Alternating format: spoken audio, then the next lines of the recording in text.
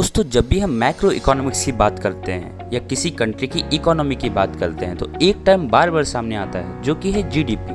तो दोस्तों, आज जानते हैं हम कि जीडीपी होता क्या है और इसके बारे में कुछ तथ्य भी जानेंगे। किसी देश की सीमा में एक निर्धारित समय के भीतर तैयार सभी फाइनल गुड्स एंड सर्विसेज की मार्केट वैल्यू जो होती है वो जीडीपी के बराबर होती है। दोस्तों, यहाँ फाइनल गुड्स इसलिए यूज़ किया जाता है टर्म ताकि डबल काउंटिंग से बचा जा सके। अब दोस्तों, डबल काउंटिंग क्या होती है? चलिए दोस्तों, डबल काउंटिंग को हम एक एग्जाम्पल के थ्रू समझते हैं। जैसे दोस्तों, किसी कंपनी ने एक टायर बनाया और उस टायर को किसी कंपनी को, कार बनाने वाली कंपनी को बेच दिया। तो दोस्तों, उस टायर की कॉस्ट तो अभी हम लोगों ने शामिल कर ली है, लेकिन अगर दोस्तों उस टायर को कोई ऑटोमोबाइल इंडस्ट्री किसी कार में या किसी ट्रक में या कहीं यूज़ करती है तो उस कार या उस ट्रक की कॉस्ट में टायर की कॉस्ट भी सम्मिलित होती है। तो दोस्तों, यहाँ पर टायर की कॉस्ट को दो बार काउंट कर लिया गया, एक जिस कंपनी ने टायर बनाया था उस कंपनी की कॉस्ट और एक जिसने कार बनाया था कार में सम्मिलित टायर की कॉस्ट।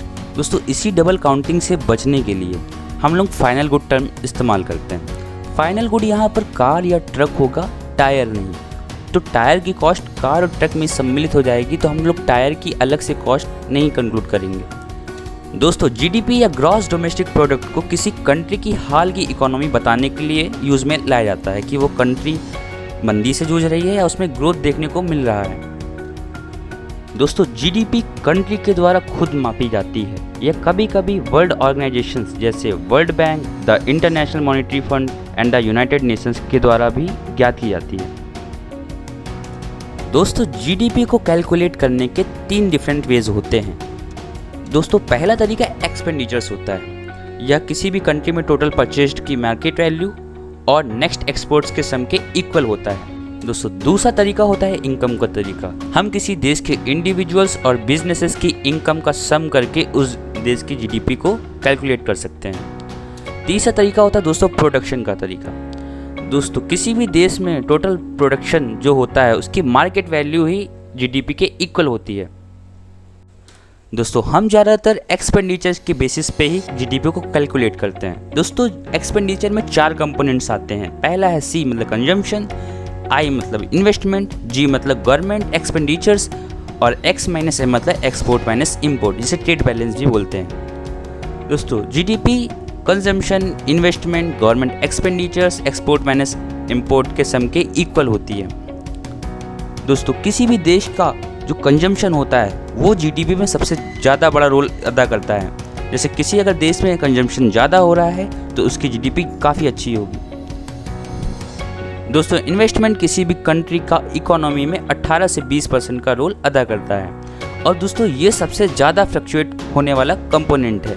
ये काफ़ी चीज़ों पर निर्भर करता है कि देश की जीडीपी कैसे चल रही है, देश में कौन सी गवर्नमेंट है, उसकी क्या पॉलिसीज़ हैं और कैसा उनका ट्रेड है।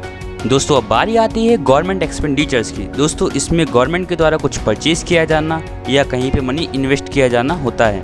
जैसे दोस्तों, अगर कोई गवर्नमेंट सेना के लिए एयरक्राफ्ट्स खरीदती है, मिसाइल्स खरीदती है, तो दोस्तों यह गवर्नमेंट की परचेज में आता है।